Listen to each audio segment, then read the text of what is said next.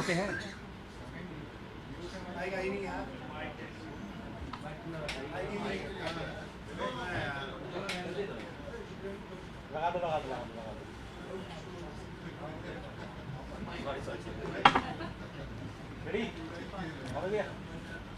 शुरू करें।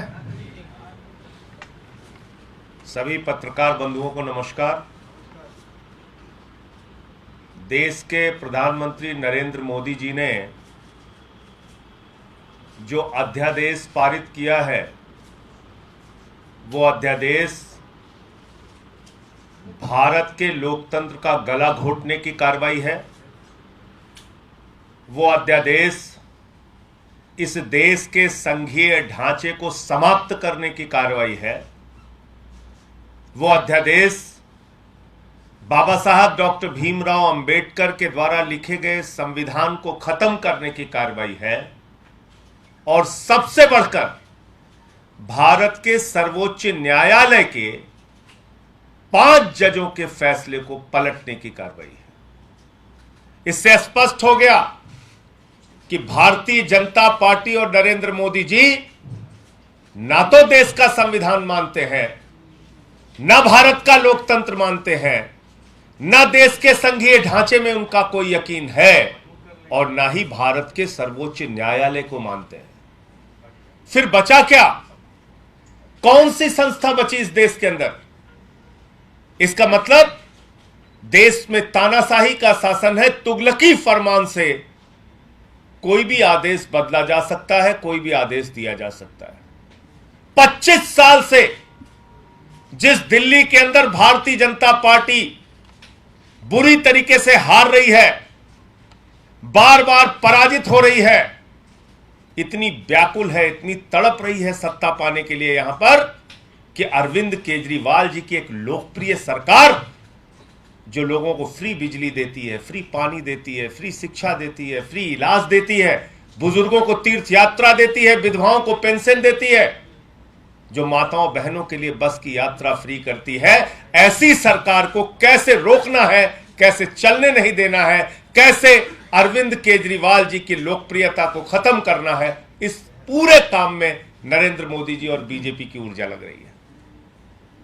और ये जो अध्यादेश है, अलोकतांत्रिक, असंवैधानिक, भारत के संघीय ढांचे को खत्म करने वाला, इसके लिए दिल्ली के मुख्यमंत्री और पार्टी के राष्ट्रीय अध्यक्ष अरविंद केजरीवाल जी ने कहा है कि वो देश के सभी विपक्षी नेताओं से मुलाकात करेंगे, सारे राजनीतिक दलों से मुलाकात करेंगे और जब ये काला कानून राज्यसभा के अंदर आएगा, जहां पर बीजेपी का बहुमत नहीं है, वहां सारी विपक्षी पार्टियों को मिलाकर इस बिल को वहां पर गिराने के लिए सबको एकजुट करने का प्रयास करेंगे। और इसी क्रम में मुख्यमंत्री अरविंद केजरीवाल जी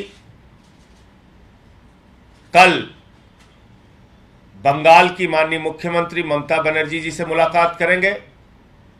परसों शिवसेना के राष्ट्रीय अध्यक्ष उद्धव ठाकरे जी से मुलाकात करेंगे। उसके एक दिन बाद एनसीपी के राष्ट्रीय अध्यक्ष शरद पवार जी से मुलाकात करेंगे। कल उन्होंने नीतीश कुमार जी और तेजस्वी यादव जी से मुलाकात की और सबके सामने एक ही विषय रखा, अगर हमको भारत का लोकतंत्र बचाना है, अगर हमको बाबा साहब डॉक्टर भीमराव अंबेडकर के द्वारा लिखे गए संविधान को बचाना है, अगर हमको इस देश के संघीय ढांचे और सुप्रीम कोर्ट को बचाना है, तो सारे विपक्ष को एकजुट होकर इस अध्यादेश को जब बिल के स्वरूप में राज्यसभा में आएगा, उस वक्त इसे गिराना होगा। और यह 2024 का सेमीफाइनल भी होगा, यह विपक्षी एकता का सेमीफाइनल भी होगा।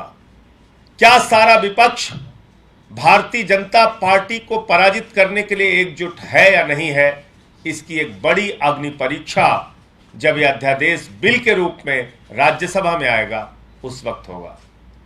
तो ये जानकारी आप सबको देनी थी कि अरविंद केजरीवाल जी देश के सभी विपक्षी नेताओं से आने वाले दिनों में मिलेंगे। अभी 3 कार्यक्रम उनके तय हुए हैं। एक बंगाल की मुख्यमंत्री ममता बनर्जी जी से, दूसरा महाराष्ट्र के पूर्व मुख्यमंत्री उद्धव ठाकरे जी से, तीसरा एनसीपी के राष्ट्रीय अध्यक्ष शरद पवार जी से, और सबको एकजुट करके इस बिल को, इस काले कानून को गिराने के लिए वो प्रयास करेंगे। उन सबसे मुलाकात करेंगे। हमारे बीच में दिल्ली के माननीय मंत्री सौरभ भारद्वाज जी हैं, हमारे राज्यसभा के सांसद संदीप पाठक जी, दिल्ली की माननीय मंत्री आतिशी जी हैं। आप लोग सर आपने बोल दिया सर। सवाल भी था सर, क्या कांग्रेस से सहयोग मांगेंगे?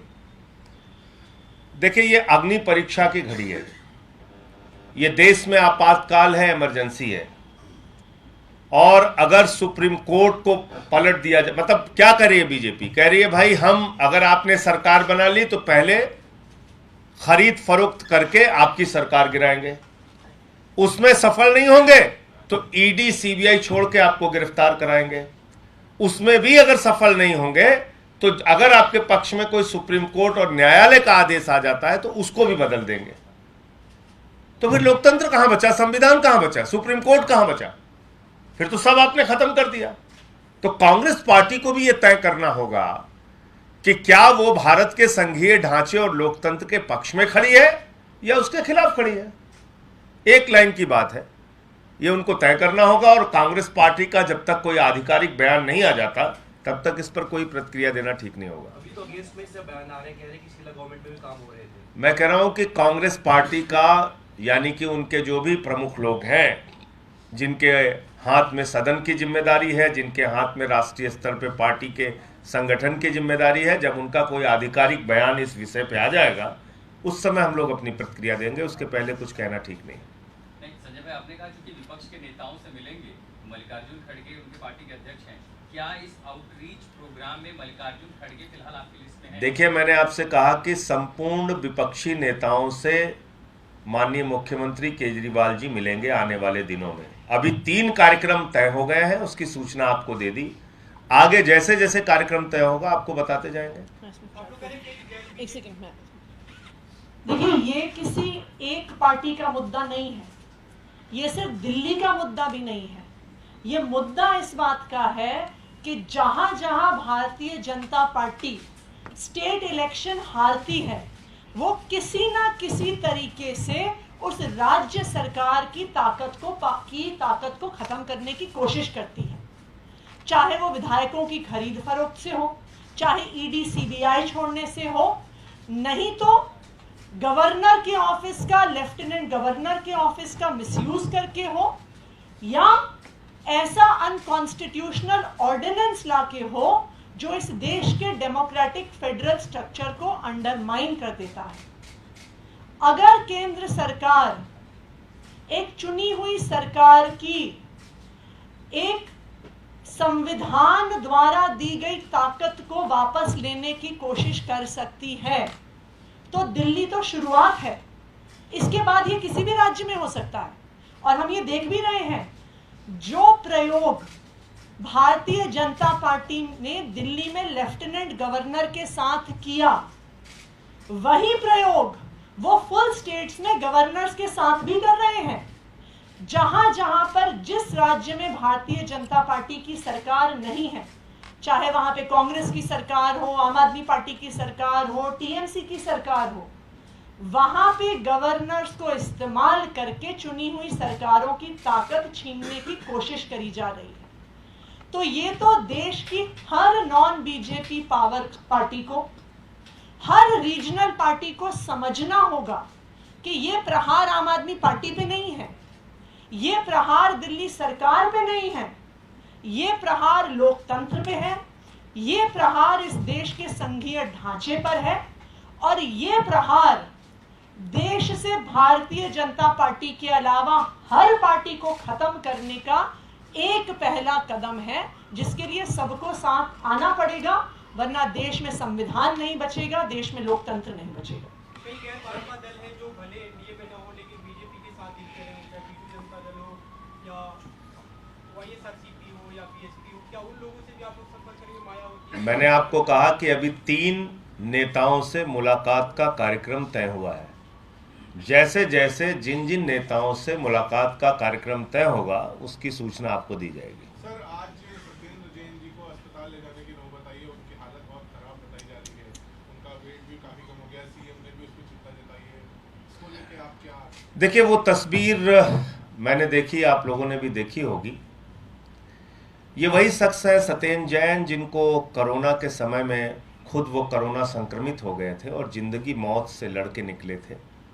उनके लिए लोग दुआएं कर रहे थे कि उनकी ज़िंदगी बच जाए, और जो बच के निकले तो वो दिल्ली के लोगों के लिए काम कर रहे थे, उनकी सेवा कर रहे थे। ये वही सत्येंद्र जैन है जिनके पिता की मृत्यु हो गई कोरोना के दौरान, और पिता की मृत्यु के 2 दिन के बाद वो फील्ड में थे, लोगों की सेवा कर रहे थे। आज बीजेपी के लोग जश्न मना सकते हैं, तालियां पीट सकते हैं, खुशहाली मना सकते हैं, खुश हों, अच्छी बात है, लेकिन ये अत्याचार की पराकाष्ठा है, प्रताड़ना की पराकाष्ठा है। एक व्यक्ति जो आध्यात्मिक सोच का है, जो कहता है कि जब तक मंदिर में पूजा नहीं कर लूंगा तब तक खाना नहीं खाऊंगा, 1 साल से उसने एक अन्न का दाना ग्रहण नहीं किया है। 37 किलो उस व्यक्ति का वजन कम हो गया है। भारतीय जनता पार्टी ऐसे अगर प्रताड़ित करके मारना चाहती है हम लोगों को, तो मैंने मोदी जी के सामने पहले भी प्रस्ताव रखा था, आप लोगों के माध्यम से फिर से कह रहा हूं, केजरीवाल से अगर इतनी नफरत है, आम आदमी पार्टी से अगर इतनी ज्यादा नफरत है, तो ऐसी प्रताड़ित मत करो। हम लोगों को किसी चौराहे पे खड़े करके गोली मार दो, शर्म आनी चाहिए। एक ऐसा व्यक्ति जिसने मोहल्ला क्लिनिक का मॉडल दिया जो पूरी दुनिया में आज प्रसिद्ध है, एक ऐसा व्यक्ति जो कोरोना के समय में अपनी जिंदगी की परवाह किए बगैर दिल्ली वालों की सेवा कर रहा था। आप ऐसे आदमी को खुश हो रहे हो, जश्न मना रहे हो, ताली पीट रहे हो, हाँ देखो इसका वजन कम हो गया है, तो ये तो बिल्कुल मरणासन्न हो गया है, ये तो बेचारा एकदम ऐसे खड़े भी नहीं हो पा रहा है। तो ठीक है, वक्त है, समय है, हम लोग भी झेल रहे हैं, बर्दाश्त कर रहे हैं। बाकी मोदी जी से मैं इतना ही कहना चाहता हूं कि मोदी जी, क्रूरता की भी पराकाष्ठा होती है, इतनी क्रूरता मत करो, ये अच्छी बात नहीं है। जी, राज्यसभा में जो बिल आएगा, तमाम विपक्षी पार्टियों की बैठक की जा रही है, रणनीति पर चर्चा हो रही है, क्या आप ये कह रहे हैं कि वहां से एक स्थिति तो साफ हो जाएगी कि 2024 में विपक्षी एकता किधर जा रही है, क्योंकि आपने उसके लिए सेमीफाइनल शब्द का इस्तेमाल कर दिया? देखिए, लोग कहते हैं कि भाई बीजेपी के खिलाफ सबको एकजुट होने की जरूरत है, ये भी कहते हैं कि लोकतंत्र को बीजेपी खत्म कर रही है, संघीय ढांचे को खत्म कर रही है, संविधान को खत्म कर रही है। तो ये सवाल सिर्फ आम आदमी पार्टी और अरविंद केजरीवाल जी का नहीं है, ये सवाल है भारत के लोकतंत्र का, ये सवाल है भारत के संविधान का, ये सवाल है हमारे संघीय ढांचे का। तो अगर ऐसा राजनीतिक पार्टियां मानती हैं तो उसकी एकजुटता जब ये बिल के स्वरूप में आएगा अध्यादेश, तो उस वक्त दिखाने की जरूरत है।